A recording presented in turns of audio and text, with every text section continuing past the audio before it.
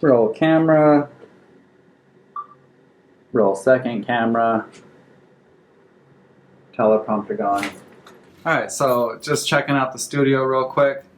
I did put up this new PVC grid so I could put some lights up here to light the green screen.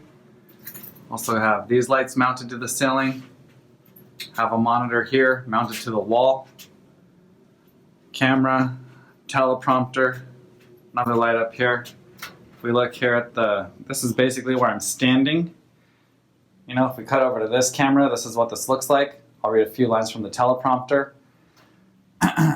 Here we go. Preparing offerings from rice and flowers. Making a covering of flowers for a bed. So there's a little example like that. Also got these sound blankets. This isn't quite a sound test, but hey, we'll see if it works. I do have the lavalier mic plugged in and recording into the iPhone. So that's the setup right now.